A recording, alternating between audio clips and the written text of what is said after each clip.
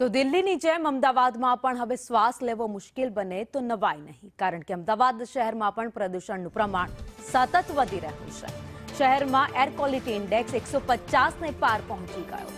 બોડકદેવમાં air quality index 165 નોંધાયો, જ્યારે જુહાપુરા વિસ્તારમાં 168 એક્યુઆઈ નોંધાયો. ચાંદખેડાની વાત કરીએ, જ્યાં 159, તો ગાટલોડિયામાં 166 એક્યુઆઈ નોંધાયો.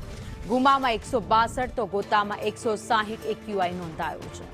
કટવાડામાં 161, જ્યારે વટવામાં 165 એક્યુઆઈ નોંધાયો. બોપલ વિસ્તારમાં 164, તો થલતેજમાં 167 એક્યુઆઈ નોંધાયો. ઈસનપુર વિસ્તારમાં 170, તો જ્યારે ગ્યાસપુરમાં 161 એક્યુઆઈ નોંધાયો.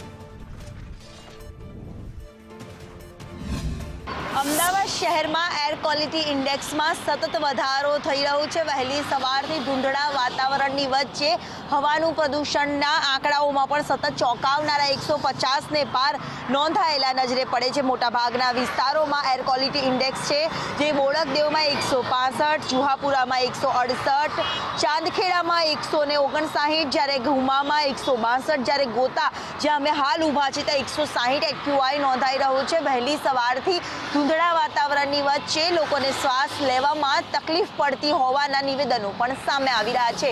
વહેલી સવારથી ધૂંધળું વાતાવરણની વચ્ચે હવાના પ્રદૂષણની પ્રમાણ સતત વધી રહ્યું છે, ત્યારે લોકો આ હવાના પ્રદૂષણ પર યોગ્ય કાર્યવાહી કરવા માટેની માંગ પણ કરી રહ્યા છે.